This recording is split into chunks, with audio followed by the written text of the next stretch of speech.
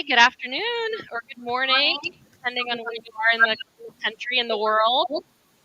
My name is Sarah Hoddle, and welcome to Vaco's LinkedIn Live Diversity Series. Today, we are going to be discussing the topic, does diversity include everyone?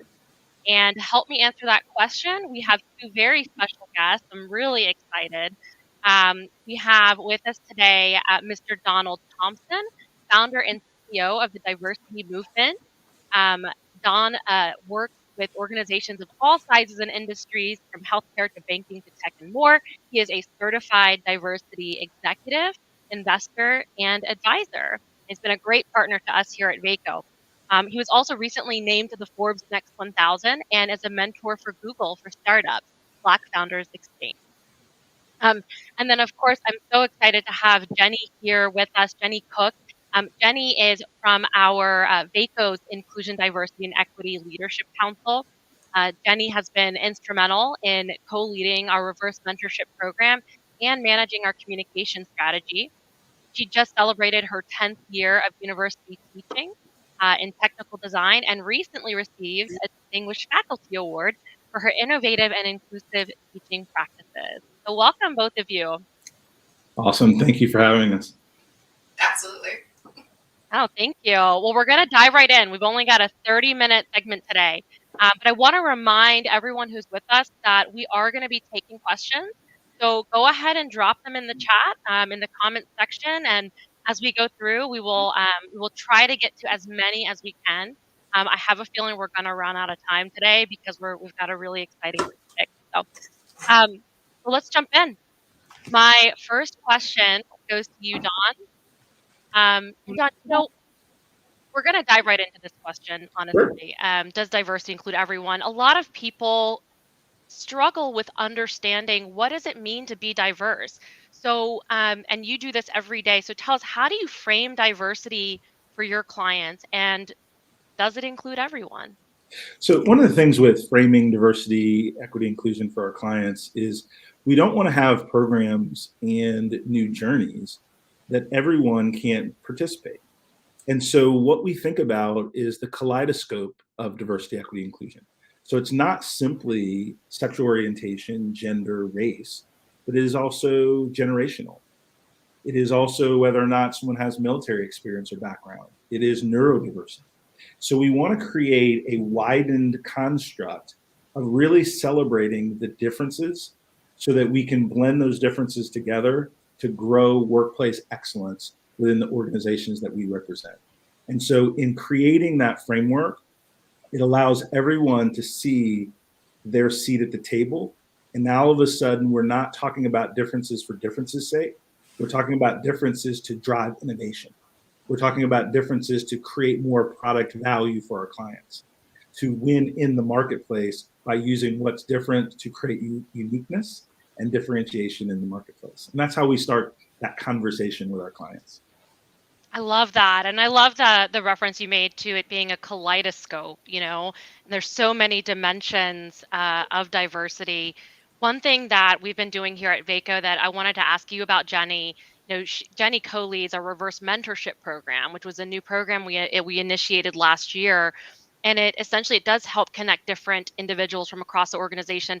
Jenny, can you tell us more about that program? And, to Don's point, how has it helped to make everyone feel like they have a seat at the table? Right. So we're thrilled with the reverse mentoring program. We're actually in the middle of our second session. And by the middle, I mean we're actually coming towards the end of it. And what it does is it just reimagines the mentoring process. So rather than a top-down approach, it's very much a back and forth, an exchange of leadership, mentorship, and bottom up what it's like to actually be growing, to be different, to be unique at a company, and to share those unique perspectives back and forth. And we've gotten amazing feedback on the program, everything from feeling more heard to feeling like they've earned a friend or a mentor that's helping them in a more universal fashion, to an unexpected benefit, during this period of COVID and quarantines of addressing some mental health issues and helping some of our Vaconians deal with feelings of loneliness and isolation. So, we sort of went into it with one goal, and it's benefited Vaconians on so many different levels, and it's a program I'm just so proud to be a part of. I love that, Jenny. Thank you. And Don has also, as I mentioned, he's been a tremendous partner to us at Vaco. And one thing that I want to call out with your organization in particular, Don, the diversity movement, is that you don't just go in and do trainings. You help to drive business transformation so that your clients can reap all of the rewards, as many as possible, of creating more inclusive cultures. How do you where do you start? When you sit down with a client, never even broached the topic before. How do we start down this path of Yeah, creating inclusive such workspace? a great question, and certainly all clients are unique and different things like that. But there are some fundamental basics that inclusive leaders need to represent in our behaviors, and one of those things is our language. So when we're entering a meeting, instead of saying "you guys," how about everyone? When we start to understand what a microaggression is, we're more likely to hear it and change that behavior because we know what excellence looks like. So when we talk to leaders, we don't start with this whole business transformation around DEI. How do we create an environment where we give and receive better feedback? One of the things that we found when you're looking at retaining employees of underrepresented groups, right, a lot of it has to do with whether or not they can see themselves growing, learning, and advancing in an organization. Well, that has a lot to do, for example, with what you all are doing at Baco with the reverse mentoring. People don't leave businesses where they have powerful connections with people that are helping them advance. It's really easy to leave an organization when you feel isolated and alone. And so we start out with each of our clients with various listening sessions, assessing where they are, because here's the thing, many of our clients are doing a lot good that we can build on. There just may be some tweaks to get excellent. And then there's some things that they're struggling with that we can focus on with psychological safety and different learning. So, for example, digital learning is really important. Some folks learn in a classroom webinar setting just fine in a group activity, but some people need to get comfortable with new information, vocabulary, terms, methods on their own, do a little digestion, and then they feel more comfortable in that group setting. So the biggest thing that we recommend to clients is to not try to have a DEI program that's a cookie cutter, but think about it from a learning perspective that we all learn differently. We all change differently.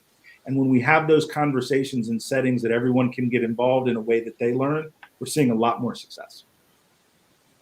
No, that's so spot on. I mean, one of the things that we hear a lot of from not just, at Vaco, but I think in general, you may see this across all of your clients, is that people come in and in particular, we're thinking about people from um, who are not members of underrepresented groups or marginalized groups, who feel like because and they may understand, okay, we get what you're saying, diversity has many dimensions, it's the visible and the invisible, but how do I find my place? And when is it, I mean, you talk about language, for instance, you know how do we create an environment where folks from the majority feel comfortable coming forward, asking the tough questions or asking the uncomfortable questions, or simply just taking part in the discussion? How do we help empower them to do that? One of the things, and then I'll turn it to Jenny, but one of the things that's really important is that create the mindset that we can practice without penalty, right? Perfection is the enemy of DEI work. That's not what we're going for. That's an unrealistic, unattainable goal. But we can all be better. We can all be more thoughtful. We can all be more inclusive. And here's a specific example. As business leaders and colleagues, we tend to ask the same people questions for support and help that we're comfortable with, Mhm. right? That we've gone out to a cup of coffee with, that we've spent time with.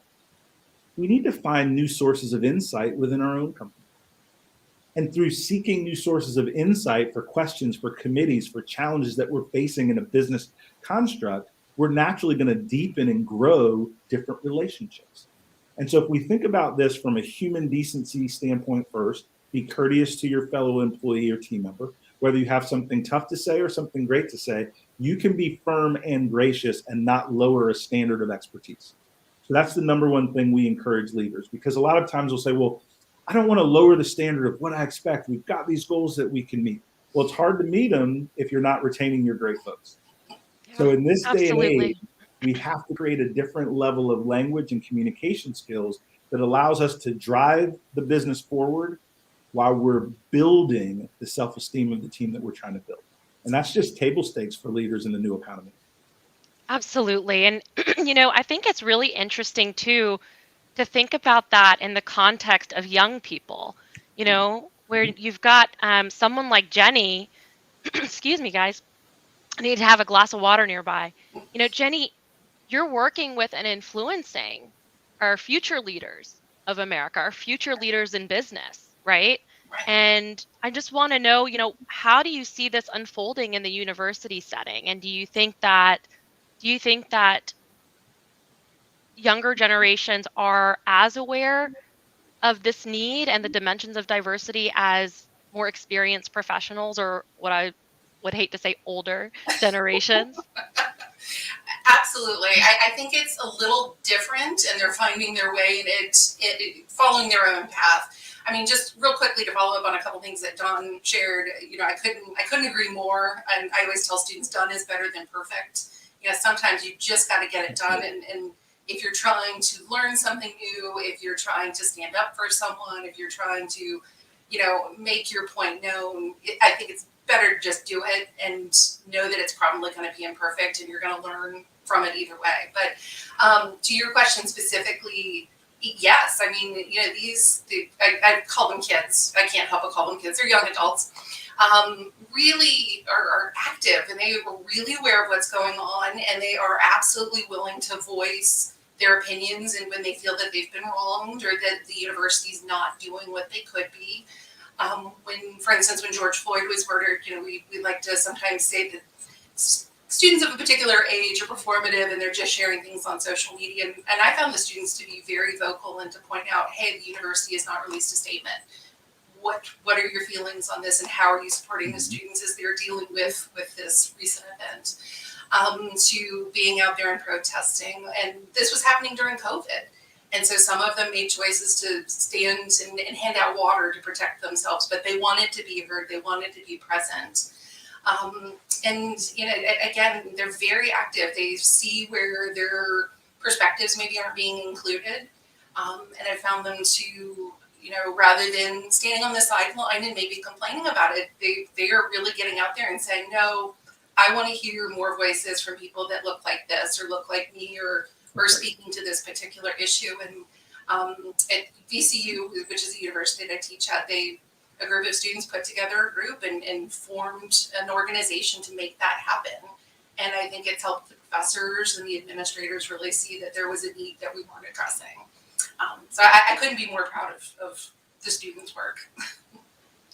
Well, and what's interesting to think about is how that is going to shape the future of this conversation in business going forward. And then touching back on, the murder of George Floyd last year, Don, I think I read that you recently stepped down as CEO at your company to focus full time on the diversity movement. Even though the diversity movement is not new, how has that impacted and changed the conversations you're seeing in within the corporate world right now? Yeah, I've, as we transitioned and I became the full-time CEO of the diversity movement, a couple of things. One, generated that willingness, that desire, that passion. So that I'll answer first. And really it was, where can I make the most impact, right, on a global basis? And so my background as an entrepreneur in technology sales, as a marketer and different things, to now bring DEI into the business conversation. And how do we create and elevate DEI as a part of the organization's strategy was really, really important to me. The second thing that I'm seeing is that corporations want to do more and better. The struggle point is the how to. How do we transition from conversations? Yes, unconscious bias makes sense. Yes, we need to have better inclusive language, but how do we drive diversity, equity, inclusion and put it into the flow of work so that it is sustainable? how do we create that environment where DEI is not just this separate thing, but it's built into all of our leadership training and management education. It's tied into our compensation packages for executives so that it is now not just a PR press release or statement that a company is making, but we've now intertwined it into the DNA. And I think that I have a background and a perspective that can help with that. And that's one of the things that I really enjoy doing with corporations. Thank you. No, thank you for that. We actually do have a question from one of our audience members. It reads, I think it's from Aaron Miller. If there wasn't diversity before, I'm curious, what is it like now? If there wasn't diversity before, I'm curious what it's like now. I'll answer the way I'm interpreting the question, and then I'll turn it over Okay. to Jenny. Right? Is really there's not going to be this holy grail transformational thing that occurs. It's really about creating points of progress along the way. So let me give an example. When you look at a website of most major corporations, it's typically middle-aged white men at the board level in the C-suite, right? So then what does an organization do? Does it fire people? Does it make quota hires? That's not what we advocate. But what we do advocate, starting to track when you have a new open rec, how have we done in having a process that is more aligned with a multicultural footprint? And then when we do have that broader hiring structure, we still choose the best applicant, but we still can't find the best people if you don't talk to a multicultural employee base or, excuse me, potential employee, right, for your firm. And so you can measure your candidates. You can measure your promotion track of your folks, people of color, for example, within your organization. So for me, it's about the measurables being points of progress that will then build the momentum to that diversity, equity, inclusion that we now can see. The second thing that I would talk about is really about the inclusion. Who's at the table making decisions for how your organization grows? So one is the optics that we see, but the other is who is able to be involved in shaping the future of the business. Who's included in the offsite leadership trainings? Who are your high performers that are tagged and getting special attention in the organization? And who's really watching those metrics to ensure that there's good diversity in those different points of inner working within a corporation?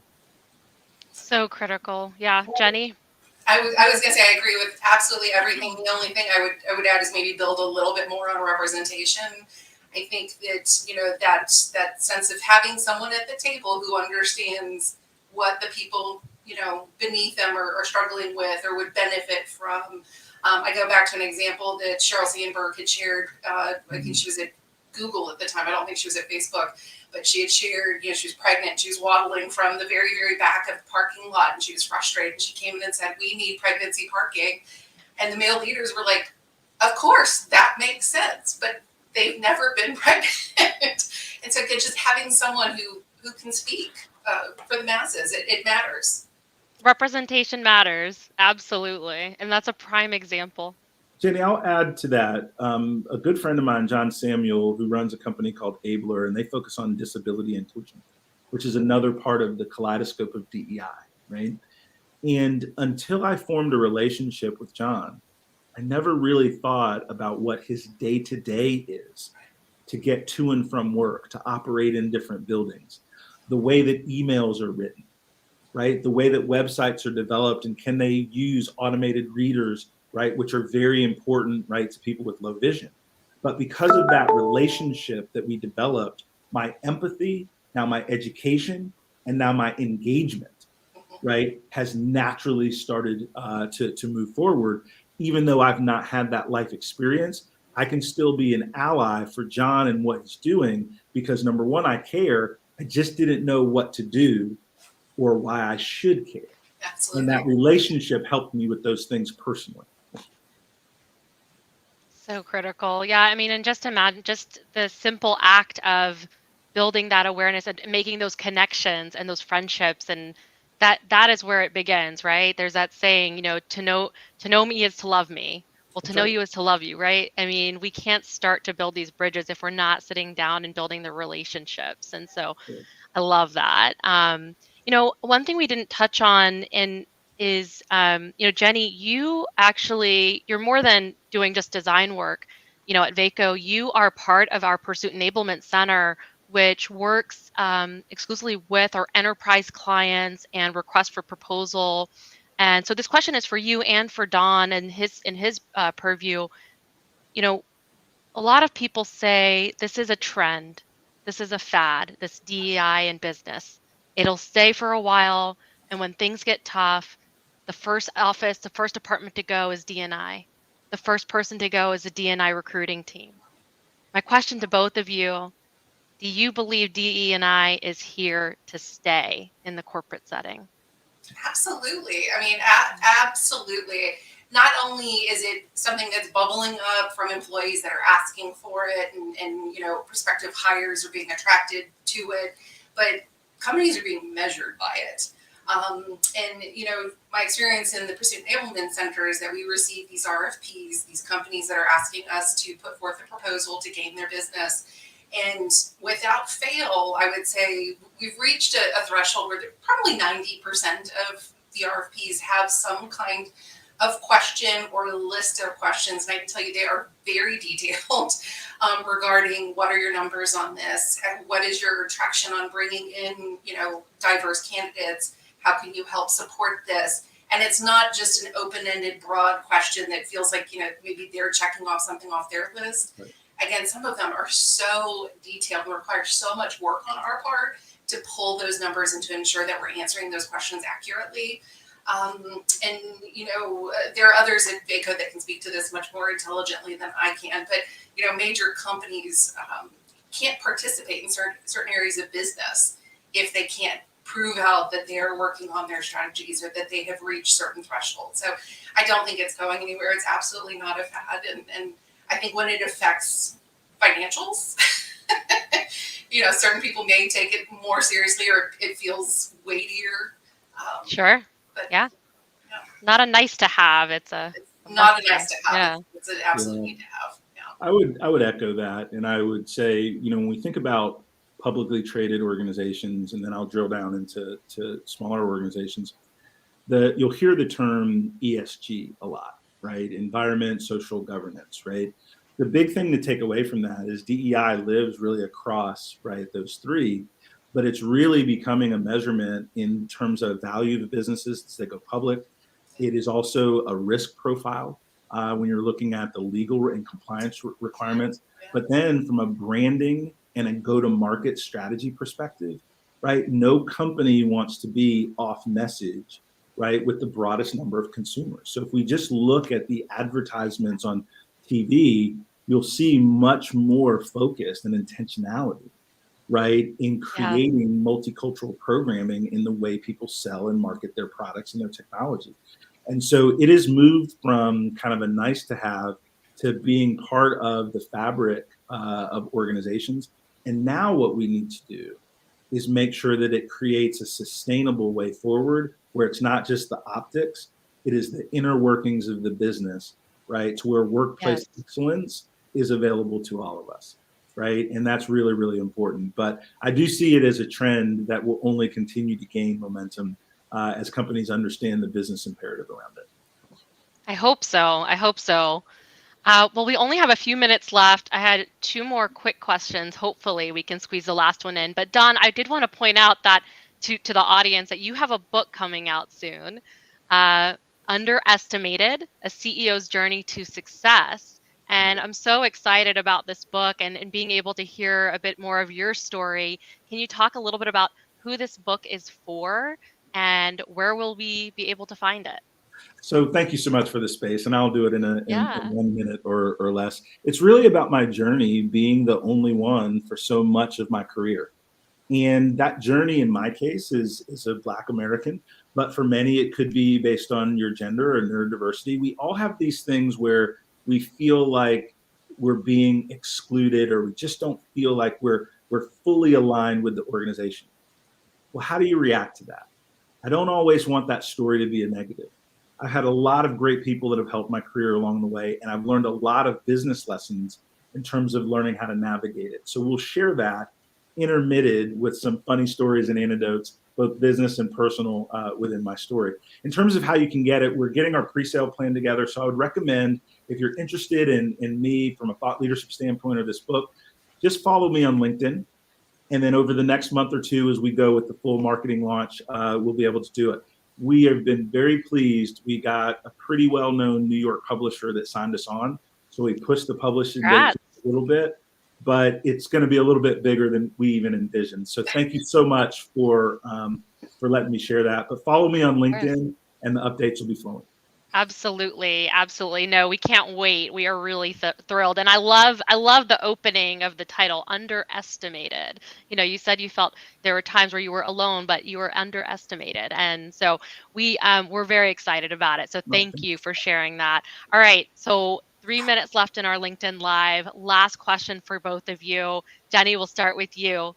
What advice would you give to someone who feels that they want to do something, they want to get involved in the DEI movement space, what have you, inside or outside of work? What advice would you have for that person?